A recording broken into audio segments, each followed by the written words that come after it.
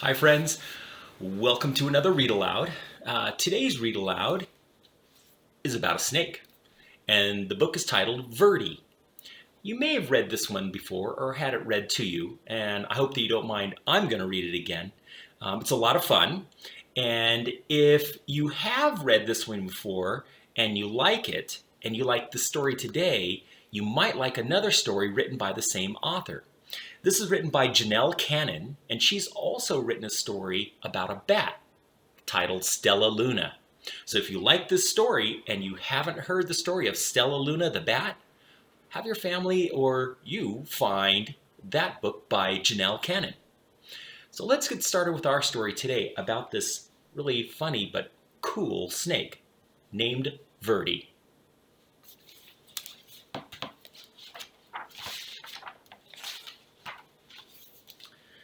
On a small tropical island, the sun rose high above the steamy jungle. A mother python was sending her little hatchlings out into the forest the way all mother pythons do. Grow up big and green as the leaves and the trees, she called to her little yellow babies as they happily scattered among the trees. But Verdi dawdled. He was proudly eyeing his bright yellow skin. He especially liked the bold stripes that zigzagged down his back. Why the hurry to grow up big and green? He wondered. Maybe some of the other snakes in the jungle could tell him. Verdi ventured into the treetops to look for them.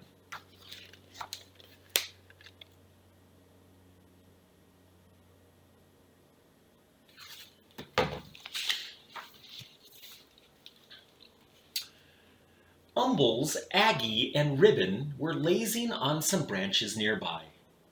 Verdi peered at their droopy green bodies. It's not polite to stare, chided Aggie. Umbles burped and groaned. It's taken me nearly 4 weeks for that last lizard to digest. I surely do like lizards, but lizards don't like me. Why don't lizards like you? Asked Verdi. Don't interrupt, Umbles grumbled. Dear me, whined Aggie. If I don't shed soon, this itchy skin will drive me bananas. Verdi tapped the tune with his tail as he waited to speak. Stop that, Verdi. It makes me nervous, Ribbon complained. Besides, you'll never grow up to be properly green, always interrupting and constantly fidgeting. Verdi couldn't imagine being in such a hurry to be like them. And he surely wanted to keep his sporty stripes. Hoping to find snakes that weren't so boring, Verdi slipped away.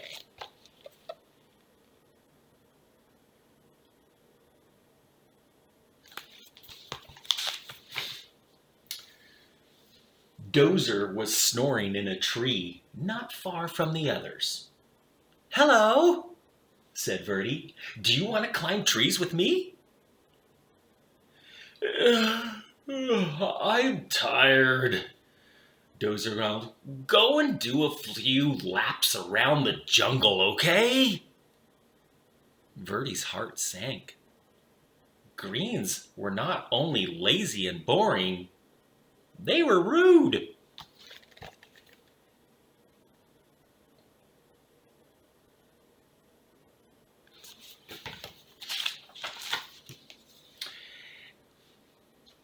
At the top of a very tall tree, Verdi gripped one branch with his tail and the other with his little snake jaws. I will never be lazy, boring, or green, he thought. I will jump and climb and keep moving so fast that I will stay yellow and striped forever. Then Verdi let go.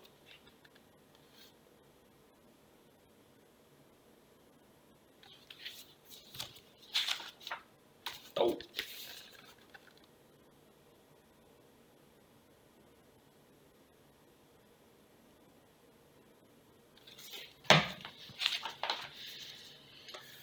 From a distance, the Greens watched. "Oh my!" they chorused. Ribbon shook his head. "At this rate, he'll be lucky. He'll be lucky to make it to his first molt." Aggie nodded. "He's likely to put an eye out on a branch." Umbles moaned. "He may not live to turn green."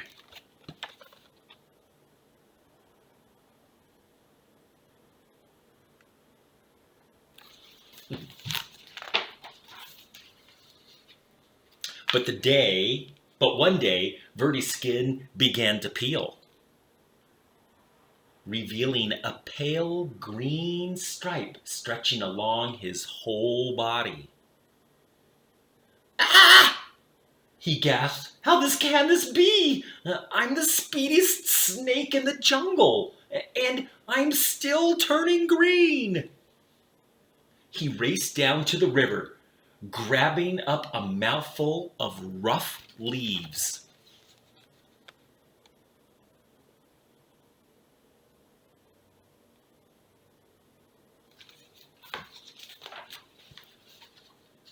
Verdi flung himself into the water. "If I can't run this green off, I'll scrub it off," he thought.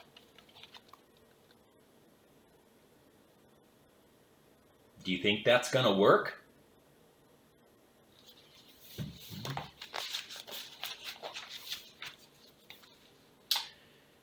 His frantic splashing caught the eye of a large bottom feeder cruising the murky depths. "Yum," the old fish hummed. "Lunch."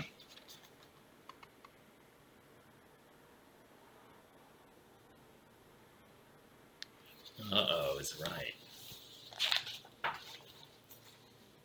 Before the fish could haul Verdi under, the frightened snake bit him on the nose.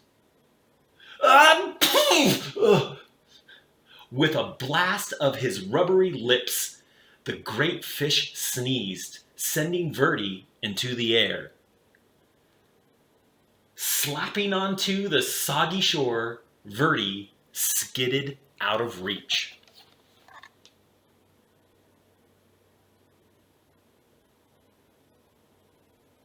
Whew, that was close.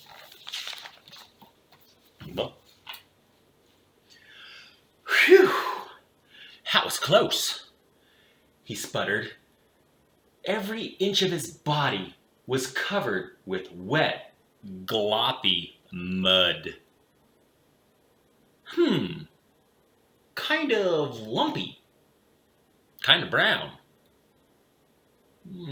It sure beats being green. He left the mud on.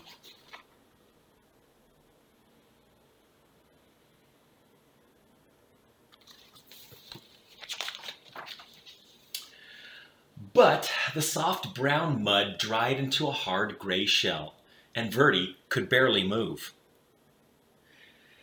If he even budged, the stuff cracked off in jagged chunks. As each piece fell away, Verdi could see that his body was greener than ever.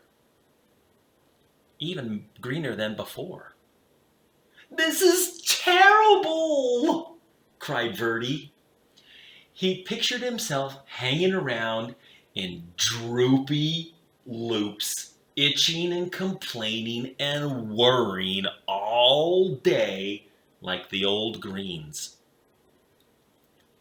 He looked up into the sky where the sun blazed a beautiful yellow, just the color he used to be. Then he pulled a vine to the top of the tree.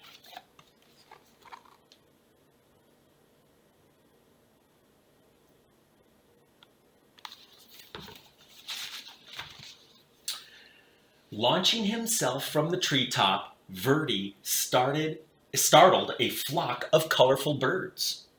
He became dizzy with delight, sure the bright sun and his lofty speed would turn him golden again. In his joy, Verdi forgot he would fall back to earth.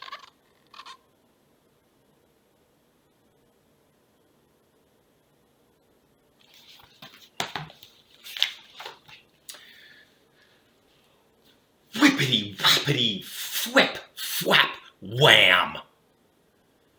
Plummeting through the trees, Verdi landed in a crooked sprawl across a log on the forest floor. He couldn't move. "Help!" he croaked.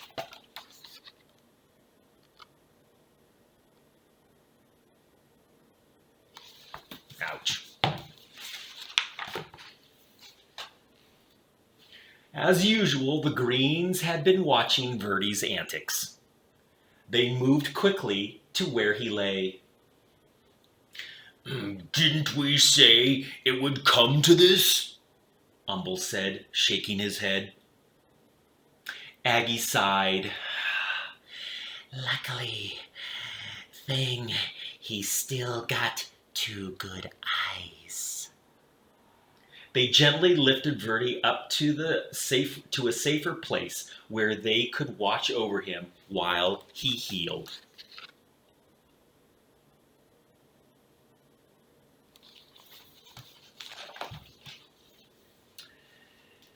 Neatly splintered to a branch, Verdi had no choice but to listen to the Greens as they gabbed. "Remember how I used to streak across the forest floor?" Ribbon asked. "Quick as lightning," answered Aggie. "And I climbed giant trees like they were nothing. They grew taller than you know." "The things I dared to run down and swallow," Umbles bragged. "Wild boar were no match for me." Verdi was astonished. You used to run and climb and hunt giant pigs? What happened?" "Ribbon crashed, just like you," Aggie replied. "I took a terrible fall and almost put an eye out. Then old Umbles here nearly choked to death. Now we all prefer the quiet life. A warm perch, a little sunshine, and an occasional good meal."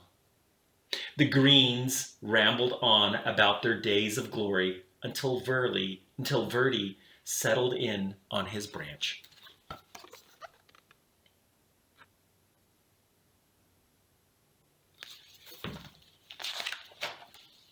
Finally, one afternoon, Umble said, "Looks like you're ready to go again." He carefully untied Verdi from the branch.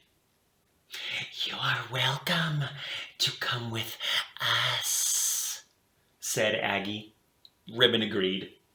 The three Greens slipped quietly back into the forest. Verdi wasn't ready to join them.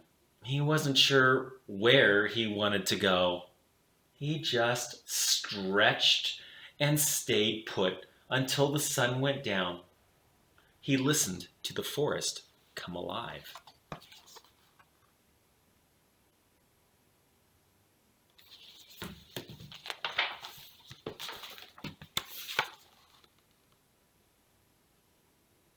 Wow, that's beautiful, isn't it?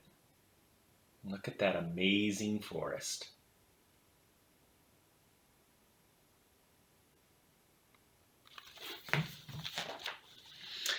Time passed. The sun and the moon took turns in the sky. Verdi marveled as the full moon grew thinner every night.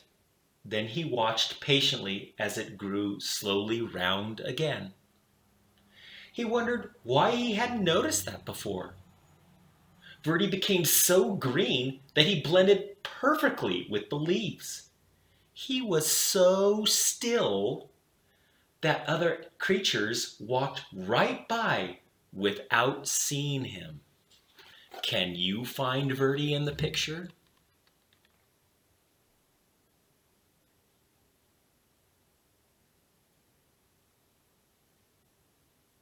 Yeah, he's pretty still right there, and he blends in perfectly. Good camouflage. One fine morning, as Verdi basked in the sun, two small yellow snakes approached. They tapped and they fidgeted as they stared. Hey, psst, get a load of that old green guy, one of them whispered. Do you think he ever moves? The other snickered. I seriously doubt it. They just, they're just like I used to be, thought Verdi. And now I'm what I'm afraid I was to be. He looked at his big green body and slowly smiled. How would you like to climb trees with me? He asked. With, with you? The yellows were astonished. I'll even show you my fancy figure eight, Verdi replied, though he was a little worried about putting his eye out.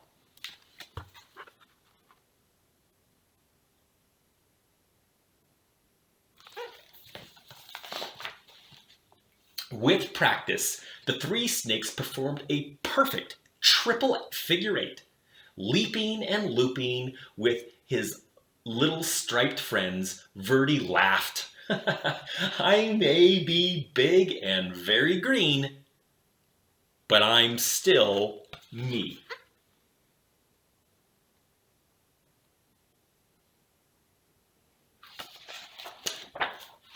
The end. I hope you enjoyed Verdi. If you did, don't forget to check for Stella Luna, another great book by Janell. Um, until next time, don't give up. Even though you're growing too, you can still enjoy life and have fun.